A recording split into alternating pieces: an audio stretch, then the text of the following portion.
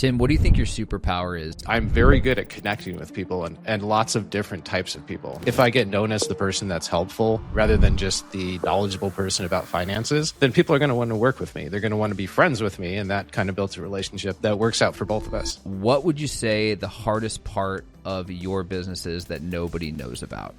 Once you get into it a while, it's the emotional load. It's the stress that you feel. If you really care about your clients and you care about their success, you're going to feel their stress, right? What's some of the best advice that you think you could give to somebody that's just starting out in the industry as an advisor? You definitely need to be very...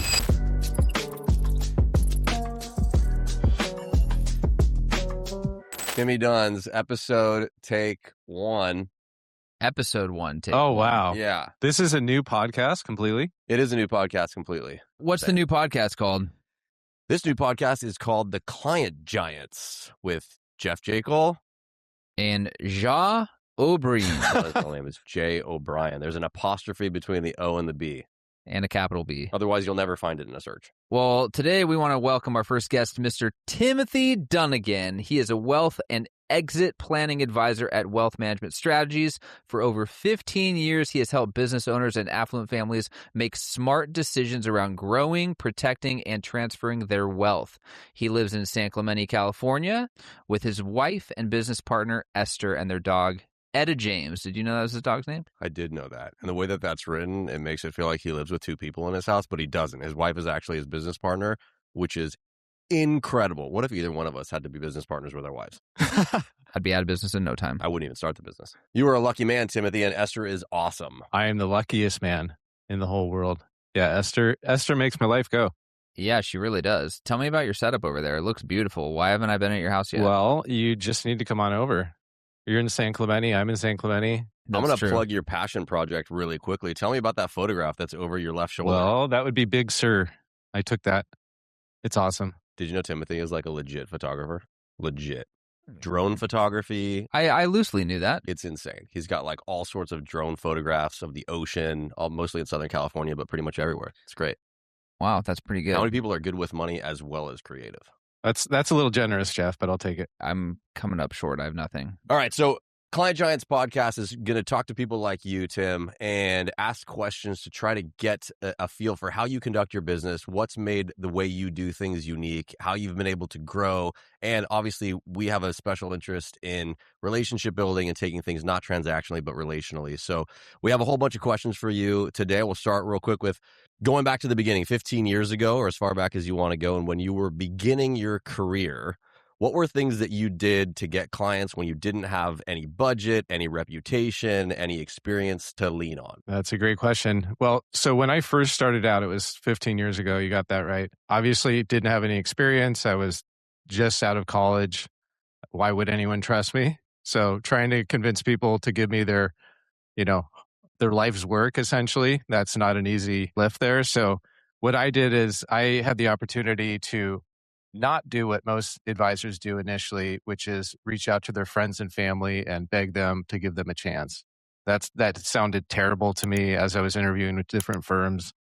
That's what was presented to me as the way to do it. And I said, that doesn't sound too good to me. So I took a job with a firm that had a very narrow niche. And what I did is I worked with public educators and administrators in the public schools. So in doing so, I focused very, very narrowly on what they were concerned about, what they worried about, and what kind of kept them up at night. So got to know public retirement systems, loan forgiveness, all the things that teachers and educators worry about. And by doing so, I just became an expert in their world in talking about them, being an expert in what they wanted to know. And that helped me gain credibility with people right off the bat.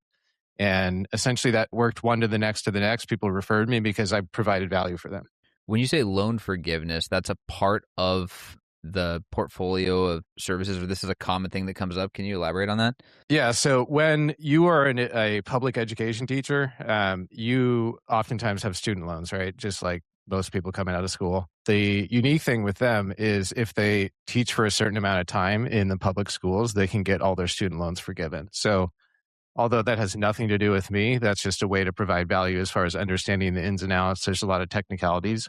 And if I can take something off their balance sheet that's holding them back, giving them more cash flow, let them invest in more things that are actually going to move their retirement and their future forward, then that's a huge value add. That's a really smart approach to take to really niche down to a particular audience. When you tried to like understand the journey of those people, what was your method? Did you make a bunch of phone calls? How did you get kind of intimate understanding of their situation? First, we had a presence. My company had a presence in that market. They're the number one provider of retirement plans.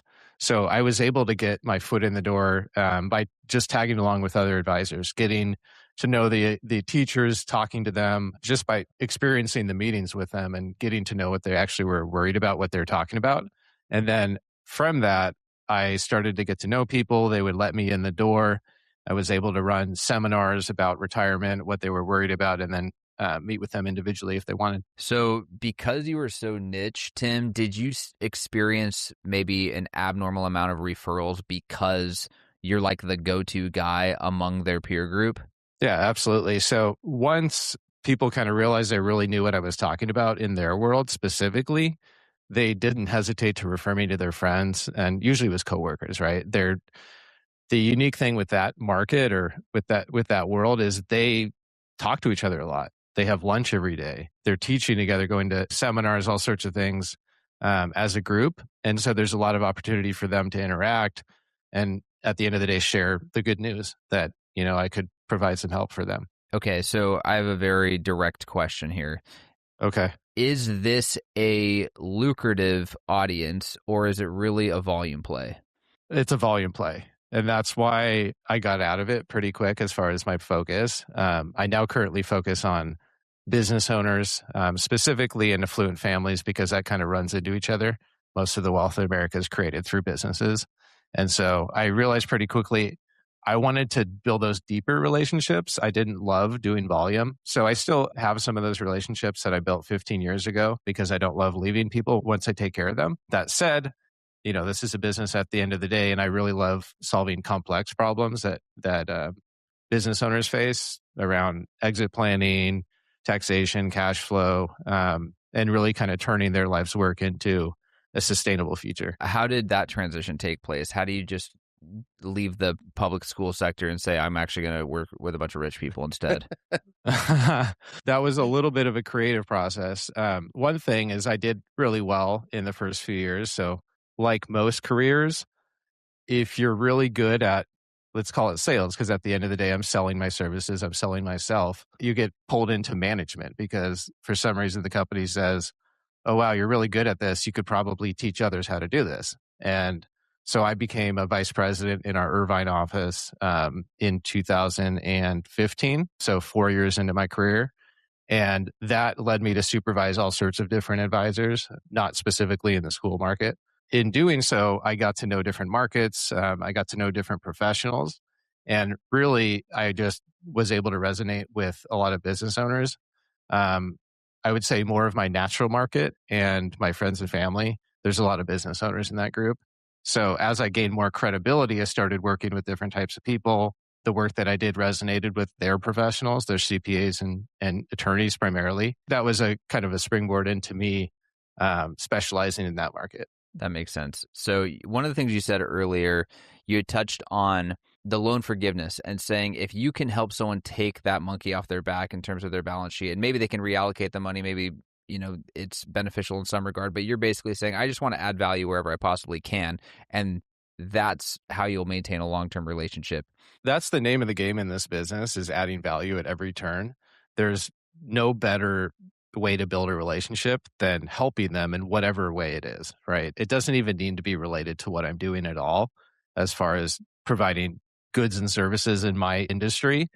That's not always the play, right? Whatever they're dealing with, and it may be really off the wall. Maybe they had a leak in their house and they're dealing with a flooring contractor and they're going through it and they're just unloading on me. And if I know a flooring contractor that I can introduce them to and that takes a load off their plate, then I won, right? If I get known as the person that's helpful rather than just the knowledgeable person about finances, then people are going to want to work with me. They're going to want to be friends with me. And that kind of builds a relationship that works out for both of us. So your goal quickly when you start with a new client, would you say that It's to create the type of relationship early on that makes you the go-to person for anything that might impact their wealth or their family or their retirement or anything in their lives, regardless of whether it's about any product or service. Yep, absolutely. So one part of it is providing help, being the kind of the hub for resources, professionally, specifically like attorneys, CPAs, things like that. I never introduce a client or frankly, anyone in my life, a loved one, to someone that I wouldn't and usually do give my money to, right? I give the best introductions because I'm very knowledgeable about one, some of the intricacies, but more so, I think I'm a pretty good judge of character. So I'm never going to introduce someone to anything but the best. An example of the CPA that I have a lot of my clients work with, he previously was the CPA for Apple in the 90s. He worked with Steve Jobs directly, followed him to Next Computers and then back to Apple. So that doesn't serve me much. It's not like we have some back end thing, some flow of clients that come my way. Sure, he wants me to help some of his clients.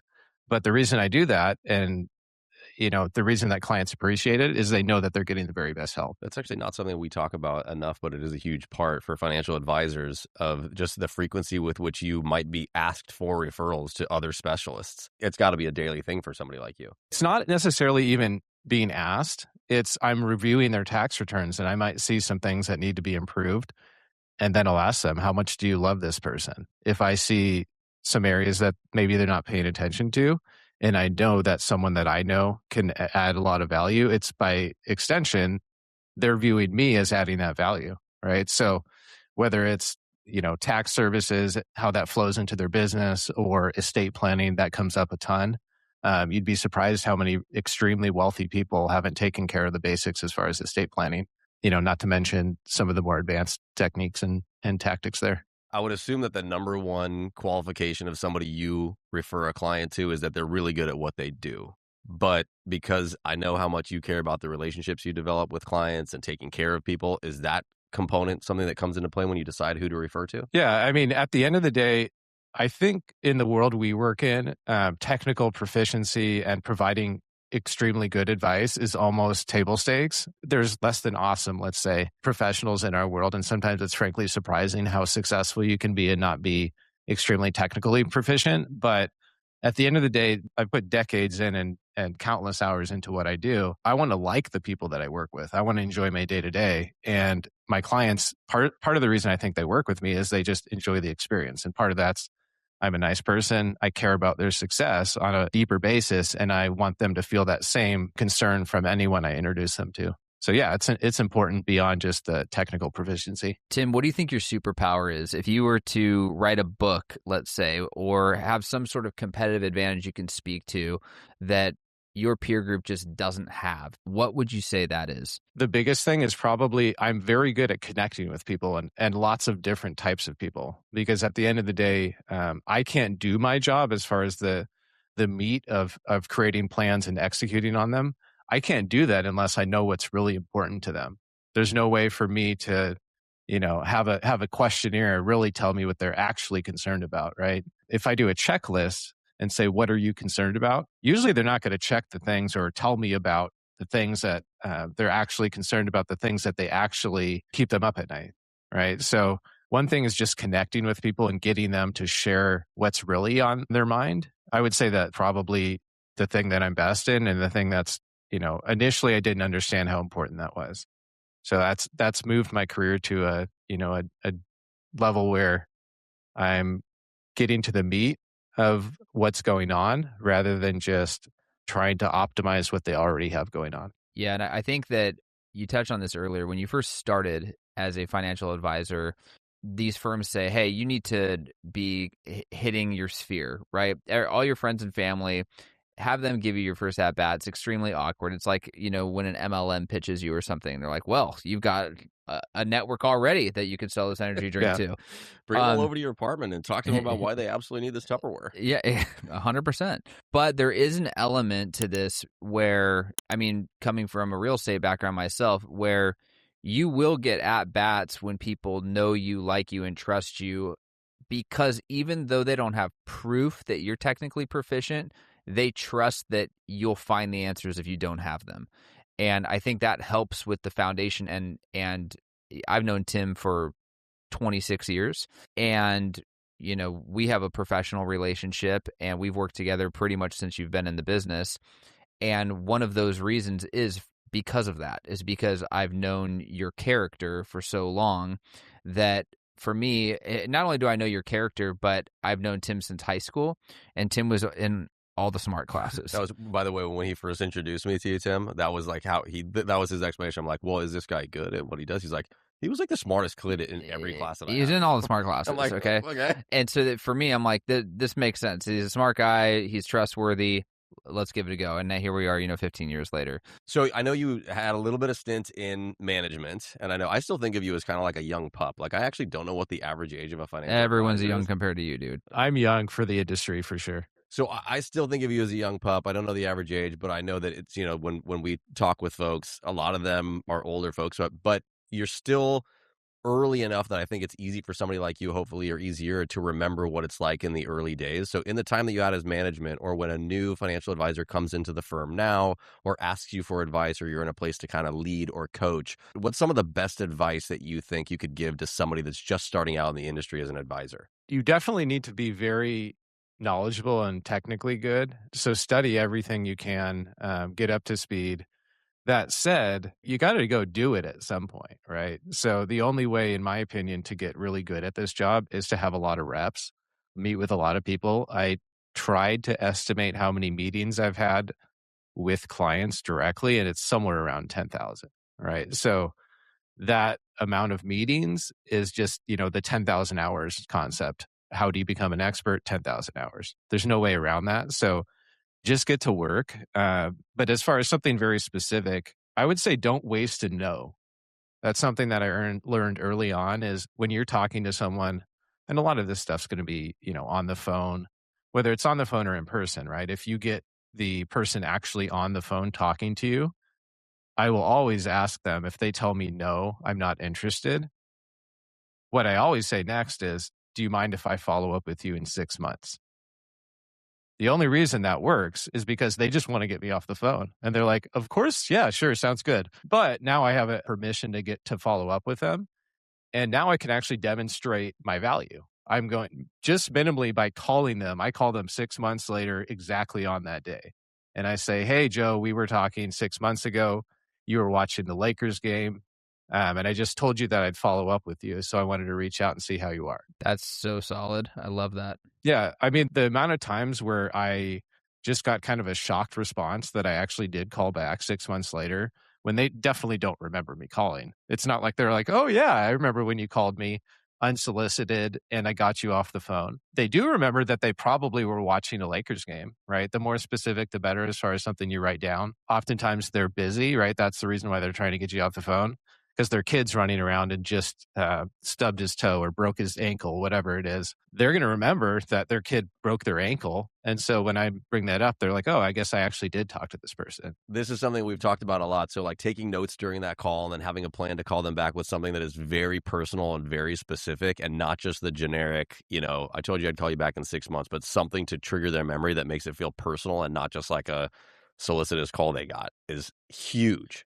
Well, just following through and doing what you said you're going to do is, that's more than half of success in this life. It's sad to say, but it is just showing up. And I would be impressed if someone said, hey, as promised, I'm following up. I said I would 6 months ago. I'd be like, already we're off to a good start. You would have had to pick up your phone in the first place. Yeah, that's not going to happen. 15 years ago, you got in the business, Tim. 15 years ago, I think, is when I got into real estate. So we kind of started our career paths around the same time. Now, I got into real estate because I was watching this show called $1 Million Listing, and I saw that you can make $400,000 in 30 minutes. And so I thought... Is this a true story? I thought that's interesting. And so after I got my license, I realized it takes a little longer than 30 minutes. It's not so easy. What would you say the hardest part of your business is that nobody knows about? Once you get into it a while, it's the emotional load. It's the stress that you feel. If you really care about your clients and you care about their success, you're going to feel their stress, right? As they're trying to figure out, what do I do with my business? That goes a ton of different ways, right? They may be concerned about their partner. They may be concerned about their ability to actually ever retire because their business is so reliant on them. So they may be concerned about the market and how their portfolio has been affected by a downturn in the market. So you feel that load if you actually care. And that can go into your personal life. You have to remember that you're a person, you're a human being as well. But I think that I didn't fully appreciate how much I would be affected by the day-to-day goings on in my client's life, right?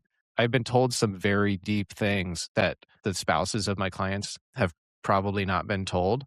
Concerns about, existence, anything, everything, right? So when you have those deep conversations and you're the one actually trying to get them from point A to point B, you feel the stress of that. You feel the load of that. And that's not something that I ever expected. I saw something recently. It was a social media thing, but it basically said, it was about parenting. It basically said parenting is only really hard because you really care, right? It's true. If you didn't care so much about the health and prosperity of your kids and wanting to do the right thing and teach them well and bring them up well, then if they're having troubles or whatever, it wouldn't be that hard. It wouldn't be that hard because you wouldn't be putting too much effort into it. So I think that the parallel there is that emotional stress is only a thing for you because it's apparent that you really, really care about these people and you're not transactional and you're totally relational. One of the biggest components to a successful business is doing exactly what you mentioned at the beginning of this, which is doing things that color outside the lines of the core competency you were hired to do, that core function. So when you're analyzing someone's portfolio or looking at their business and providing advice or even referrals that are not going to necessarily be self-serving for you, you're just saying, I want to provide value in any which way I can. And, we know about businesses like 11 Madison Park that feeds the meters for their patrons because they just don't want them to have to worry about parking when they're dining. And that has nothing to do with why you went to that restaurant or, the value proposition of we have good food and good service. It has nothing to do with it, but it's a touch that evokes an emotion and creates retention and referrals. And I think that that's a big takeaway that I'm gathering. And obviously I've known you for a long time. We have a personal relationship, but it's something I can speak to. I've given Tim endless referrals and have been a client and a friend for a long time for those reasons, because yes, the technical proficiency must be there. That must exist. You have to be good at the job, but knowing that you're caring, similar to what you said earlier, I feel comfortable referring others because I'm a customer, right? It's not theoretical. It's not like, well, I'd give Tim a shot if I were looking to have a financial advisor. It's like, no. I have a financial advisor and I can put the stamp on it. So one thing I was going to say with that is in your world, you can be, like you said, proficient with all the offerings and just be great at what you do technically, but you don't control everything. You don't control the market. You don't control going to war. You don't control things you have absolutely no control over performance to some level. It's interesting and something we don't talk enough about, but that's where doing those things that color outside the lines, creating real relationships and not just having a transactional relationship, makes it so that if things do kind of have a downturn or somebody's performance in their portfolio is not always great, you can hold on through a lot of those times. And it's not something like where they would be so reactionary as they might be to somebody who's very transactional. Have you experienced that or seen that come to play? If you are relying on performance, you're going to lose. It's not you might lose, you will lose because you don't, as you just said, you don't control the market. I don't control whether we go to war. I don't control interest rates. Yes, it's my job to understand where we're going despite what happens, because you mentioned what happens if, the market goes down. It's not if, it's when the market goes down. So if I staking my career on providing good performance, I'm going to lose because there's going to be times where things don't go the way that we expect. That's part of investing. That's part of the risk that's involved with investing and therefore the return that's involved with investing, right? So if I'm hanging my hat on performance, I'm going to lose. Where I can provide value is understanding your goals, talking through them, seeing around the corners for the hazards that you may not see, and really structuring things properly. I can't prevent a loss in your portfolio. I can put you in the right spot so you won't experience that full loss, but there's a trade-off there. But what I can do is I can structure your life properly so that you reduce taxes. That's a big thing is I can't control performance, but I can control how you experience taxes. And that's one thing that as you move up in wealth and income, you'll come to hate taxes. Everyone does. There's some knowing looks. You're sharing some knowing looks there. So That's such a good line. Yeah, you will come to hate taxes. This is in fact true. I had one of my best friend's dad in high school. He was actually a financial advisor. And he used to always say that because we were like young and we would, espouse all sorts of more liberal views. And he'd be like, Sure. There's a wealth level or an income level above which I promise you, I guarantee you will move over to my side. Let's wrap this up, Tim. I want to thank you so much for coming on the show, being our first guest. I also want to reiterate, I personally have experience with Tim, as does Jeff. Same. For anyone listening who could potentially be a client of yours, one of the things that I could not suggest enough, Jeff knows I was in his ear about it for probably 10 plus years, is to ask and get fully informed about life insurance if you have a family. It is so critically important. But Tim has helped me with 529s for college funds, retirement accounts, my own personal wealth, business strategies. I mean, the list goes on and on. It's kind of cool that we've been able to stack upon that for the last 15 years. But the consultative approach it's invaluable to be able to just connect, say, here's everything in my life. Is there a way you can or can't help? And again, I put complete trust in Tim that he could actually say yes or no, right? And not just yes, no matter what, right? Sure.